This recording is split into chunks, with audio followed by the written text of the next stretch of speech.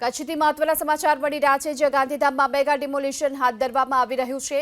ગાંધીધામમાં ગેરકાયદે બાંધકામો પર દાદાનું બુલડોઝર ફરી વળ્યું। વહેલી સવારથી જ ચુસ્ત પોલીસ બંદોબસ્ત સાથે આ ડિમોલિશનની કામગીરી હાથ ધરવામાં આવી છે અને જે ગેરકાયદે બાંધકામો ખડકી દેવાયા છે ત્યાં હાલ દાદાનું બુલડોઝર ફરી વળ્યું છે। આદિપુર ગાંધીધામ રસ્તા પર જે કાચા પાકા દબાણો કરી દેવામાં આવ્યા હતા, આ તમામ દબાણોને દૂર કરવા માટે હાલ દાદાનું બુલડોઝર ફરી વળ્યું છે। આ મેગા ડિમોલિશન દરમિયાન ડીવાયએસપી પીઆઈ સહિત 32 પોલીસ સ્ટાફ અત્યારે હાજર છે। પ્રશાસન તરફથી પહેલા નોટિસ આપવામાં આવી હતી, છતાં પણ આ દબાણો હટાવવામાં ન આવતા અંતે આ દબાણોને હાલ તોડી પાડવામાં આવ્યા છે। તો આદિપુર ગાંધીધામ રસ્તા પર કાચા પાકા મકાનો જે ગેરકાયદે અહીં ખડકી દેવામાં આવ્યા હતા, આ તમામ બાંધકામો પર અત્યારે દાદાનું બુલડોઝર ફરી વળ્યું છે। આ ગેરકાયદેસર બાંધકામોને હટાવી લેવા માટે પ્રશાસન તરફથી આ પહેલા નોટિસ અપાઈ હતી, છતાં પણ દૂર ન થતા અંતે બુલડોઝર ફરી વળ્યું।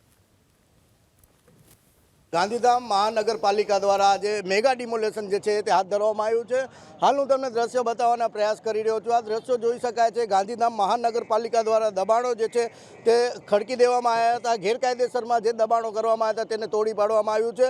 ગાંધીધામથી આદિપુર રસ્તા ઉપર આ દબાણ જે છે તે દૂર કરવામાં આવ્યું છે। આજે વહેલી સવારે ચુસ્ત પોલીસ બંદોબસ્ત સાથે આ દબાણ જે છે તે અહીં કરીને દૂર કરવામાં આવ્યું છે। ખાસ કરીને વાત કરીએ દબાણની, તો જે તે સમયે મહાનગરપાલિકા દ્વારા અનેક નોટિસો જે છે તે ફટકારવામાં આવી હતી, પરંતુ સ્વૈચ્છિક દબાણ ના હટાવતા આજે વહીવટી તંત્ર દ્વારા દબાણ જે છે તે દૂર કરવામાં આવી રહ્યું છે। ખાસ વાત કરવામાં આવે મામલતદાર જે છે તે પણ આપણી સાથે છે। સર, ખાસ વાત કરીએ, આજે દબાણ વહેલી સવારથી દૂર કરવામાં આવી રહ્યું છે, કેટલા દબાણો દૂર કરવાના? ગાંધીધામ નગરપાલિકાનું મહાનગરપાલિકામાં રૂપાંતર થયા પછી વિકાસના કાર્યો માટે અમે જે કાર્યશૈલી હાથ ધરી છે તે મુજબ શહેરના મુખ્ય રસ્તાઓ પર દબાણ હટાવવાની કાર્યવાહી શરૂ કરવાની હતી। 8 દિવસ પહેલાં તમામ રસ્તાઓ પર અમે અમારા સ્ટાફ દ્વારા માર્કિંગ કરી આપવામાં આવ્યું હતું, નોટિસો આપવામાં આવી હતી, જેની મુદત પૂરી થતાં આજે અમે ઘોડા ચોકડી એટલે કે વન એ રોડ ઉપર ડિમોલિશનનું કાર્યવાહી હાથ ધરી છે। 11 વાગે અત્યાર સુધીમાં અમે લગભગ 10 દબાણો દૂર કર્યા છે અને ઘોડા ચોકડી સુધીમાં લગભગ 40 દબાણો દૂર કરવાની સાંજ સુધીમાં શક્યતા છે।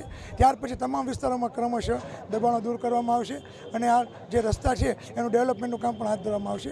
બીજી એક આનંદની વાત એ છે કે મોટાભાગના લોકોએ સ્વૈચ્છિક પોતાના દબાણો દૂર કરવાની કાર્યવાહી હાથ ધરી દીધી છે અને ખૂબ સહકાર આપ્યો છે। આવો જ સહકાર તમામ લોકો આપે એવી અપેક્ષા રાખવામાં આવે છે। વહીવટી તંત્ર દ્વારા કેટલા જણાની નોટિસ ફટકારવામાં આવી હતી દબાણ માટે?